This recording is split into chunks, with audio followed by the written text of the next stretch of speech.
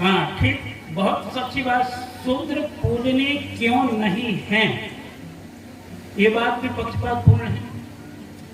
मैं पूछना चाहूंगा, जब जिस व्यास गद्दी में बैठते हैं आप, वो वेद व्यास गद्दी किसकी चलाई हुई है? व्यास जी महाराज की। ठीक है, व्यास जी महाराज किसके पुत्र थे? पाराशर्यसी और मत्स्यगंधा। मत्स्यगंधा धीमर की पुत्री और पाराशर्यसी पासी के पुत्र है। पासी शूद्र है या ब्राह्मण? क्या धीमर शूद्र है या ब्राह्मण? शूद्र की पूजा तो हुई है शुरू से। आज व्यास गद्दी किसी ब्राह्मण के बाप की बपौती नहीं है, ये शूद्रों के बाप की बपौती है। ध्यान देना, शूद्रों के बाप की बपौती है, ब्राह्मणों के बाप की बपौती नहीं है। इस पर एक बात निवेदन करना चाहूंगा, ब्राह्मण कोई जाति भी नहीं है, क्षमा चाहूंगा, क्योंकि ब्राह्मण क्या है? पद है, पद। जैसे मुख्यमंत्री का पद होता है, राष्ट्रपति का पद होता है, प्राइम मिनिस्टर का पद होता है, ऐसे ही ये पद है। और ये 4 पद का मैंने कल निवेदन किया था आप लोगों के समक्ष। मानस किसे, पंडित किसे कहते हैं, ब्राह्मण किसे कहते हैं? बहुत सुंदर परिव्याख्या है ब्राह्मण की। जन्मना जायते शूद्रः, और मेरी परिव्याख्या नहीं है, ध्यान देना। पुनः मैं आपसे निवेदन कर रहा हूं, मनु जी की परिव्याख्या है। जन्मना जायते शूद्रः संस्कारो दुर्मुच्यते वेदाभ्यासी भय विप्रो ब्रह्म जनाति ब्राह्मण। जो ब्रह्म को जान गए हो, और जान करके केवल ये नहीं कि जान गए हैं, जिन्होंने उनमें अपने जीवन को अर्पण कर दिया है, जानने के पश्चात अपने जीवन को अर्पण कर दिया हो, वह है ब्राह्मण। इसलिए वैश्या का पुत्र वशिष्ठ महाराज श्री राम के गुरु हो सके थे, उनको ब्राह्मण का पद मिला। वैश्या के पुत्र वशिष्ठ ये ब्राह्मण कहलाए, ब्राह्मण के उनको पदवी मिली है। तो पुत्र किसके? वेदों में कहा उर्वशी याम वशिष्ठ वरुणो वशिष्ठ। उर्वशी नाम की वैश्या वरुण के द्वारा जो पैदा हुआ, बच्चा हुआ, उसका नाम वशिष्ठ हुआ, और वो महाराज श्री राम के गुरु हुए हैं। विश्वामित्र कौन थे? क्षत्रिय के बालक, उनको भी एक प्रकार से गुरु शस्त्र विद्या उन्होंने दी थी, इसलिए वो भी गुरु हुए थे। अगर हम देखें तो प्रिय बंधुओं, शास्त्र भरे पड़े हैं। आप देखिए, जितने भी महापुरुषों हुए हमारे, भय चतुरानन पंकज से ऋषिराज को दासी के पुत्र कहिगे, बारमुखी से वशिष्ठ भय कण्यारिन के सुत व्यास भनीजे। धेनु से गौतम, द्रोण से द्रोणाचार्य जी लीजे। ये सब आन से आन भय कहे पूर्ण ब्राह्मण मिथ्या भनीजे।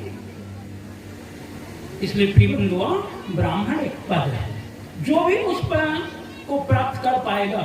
जैसे समाज से चुनकर के जो भी व्यक्ति जाएगा और उस कुर्सी पर बैठेगा, वो प्रधानमंत्री कहलाएगा। इसी प्रकार जिन्होंने इनको अपने जीवन में उतार लिया, क्या क्या? ऋजुस्य तपस्वी संतुष्टः क्षमाशीलो जितेंद्रियः। ब्राह्मण जितेंद्र भी होता है, ध्यान देना। जितेंद्रिय जिन्होंने अपनी इंद्रियों को जीत लिया हो। इसलिए जब जनेऊ दिया जाता है, जनेऊ संस्कार होता है, तो ब्राह्मण के बच्चे से कहा जाता है कि भोग विषय कहे दुज नहीं आए, और भजन है तो तुम ईश पठाए। सज्जनों, भजन के लिए जन्म हुआ, तुम्हारा जन्म भोग विषयों के लिए नहीं। और भोग विषयों में पढ़ करके भला कोई इंद्रजीत हो सकता है क्या? बोलिए आप लोग। कोई भी व्यक्ति भोग विषयों में पड़ा हुआ इंद्रिय जीत नहीं हो सकता है। और इसमें मनोज जी ने स्पष्ट लिख दिया है। क्या लिखा है? जितेंद्रियः, इंद्रियों को जीता हुआ हो, ऋजुष्य हो, तपस्वी हो, संतुष्टा हो, संतोषी भी होना चाहिए। असंतुष्टा द्वजः निष्ठा, असंतुष्टा साधु नष्टा। असंतोषी ब्राह्मण या असंतोषी साधु, ये दोनों ही नष्ट को प्राप्त होते हैं। इसलिए संतोषी भी होना चाहिए, फिर जितेंद्रिय होना चाहिए, फिर ज्ञानी भी होना चाहिए। ज्ञानी का मतलब क्या है? जिस बात को जानता हो अपने जीवन में उतारा हो, ऐसा होना चाहिए। वो ब्राह्मण है। इसलिए ब्राह्मण पूजनीय है, श्रेष्ठ है। पर यह जरूरी नहीं है कि हमारा कुल ही ब्राह्मण है, ये ऐसा नहीं है। क्यों? कि 2 वेद पढ़ने वाला द्विवेदी हुआ था, त्रिवेद पढ़ने वाला त्रिवेदी हुआ। आज एक अक्षर भी ना पढ़े तो वेद। अरे भाई, मैंने कल कहा था, कलेक्टर का लड़का अगर पढ़ा लिखा ना हो, कलेक्टर बन सकता है क्या? प्रोफेसर का लड़का पढ़ा लिखा ना हो, प्रोफेसर बन सकता है क्या? डॉक्टर का लड़का पढ़ा लिखा ना हो, डॉक्टर बन सकता है क्या?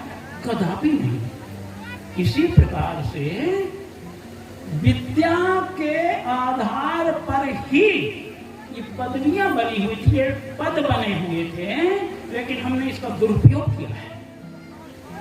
और मैं आज भी निवेदन करता हूं, सतगुरु कबीर ने इसीलिए बड़ी सुंदर बात बतलाई थी, पंडित सो बोलिए हितकारी। लोग कहते हैं सतगुरु कबीर ने पंडितों का खंडन किया। नहीं नहीं, सज्जनों कोई खंडन कबीर का साहब ने नहीं किया है। वो तो आपके ग्रंथों में खंडन किया गया है, आप देखिए तो सही। सतगुरु कबीर ने तो बड़े आदर दिया है कि पंडित सो बोलिए हितकारी और मूर्ख से रहिए झकमारी। पंडित बड़ा आदरणीय शब्द है, लेकिन यदि पंडित है तो।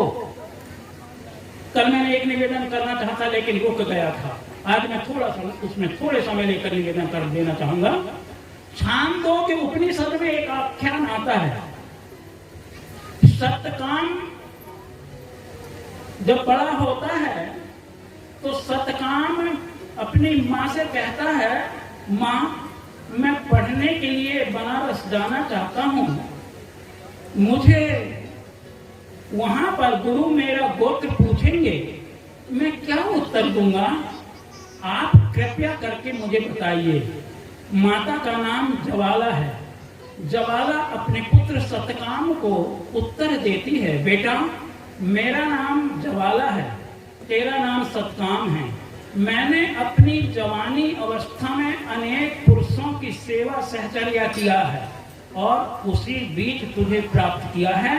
मैं नहीं जानती तेरा पिता कौन है, इसलिए मेरा नाम ज्वाला, तेरा नाम सतकाम, इसलिए तेरा पूरा नाम सतकाम जावाल है। आचार्य गौतम के पास में जब सतकाम जाता है, आचार्य गौतम पूछते हैं, कहा बेटा ये बताओ कि तुम्हारा गोत्र क्या है? उन्होंने जैसे मां से सुना था ठीक वही बात को दोहराई। कहा मुझे पता नहीं मेरा पिता कौन है, लेकिन मेरे माँ का नाम ज्वाला है, मेरा नाम सतकाम है, इसलिए मेरा पूरा नाम सतकाम जावाल है। आचार्य गौतम में बहुत बड़े उदार महापुरुष थे। आचार्य गौतम ने कहा था उस समय, सत्या सत्य विवेकनी बुद्धि पंडा पंडा संजाता यस बुद्धि सह पंडा। जिसकी बुद्धि सत्य और असत्य को छानबीन करने में निपुण हो वो पंडित है। इसलिए बेटा तुम सत्यवादी हो, इसलिए तुम पंडित हो। और सतगुरु कबीर ने कहा, सांच बराबर तप नहीं, झूठ बराबर पाप, जाके हृदय सांच है ताके हृदय आप। इसलिए प्रिय बंधुओं, ये सत्यवादी ही पंडित हो सकता है। ऐसी घोषणा कबीर पंथ ने नहीं की। ये किसने की? छांदोग्य उपनिषद में आचार्य गौतम की घोषणा है। आप देखिए। ठीक है, मैं समझता हूं कि आप लोगों का समाधान हुआ होगा।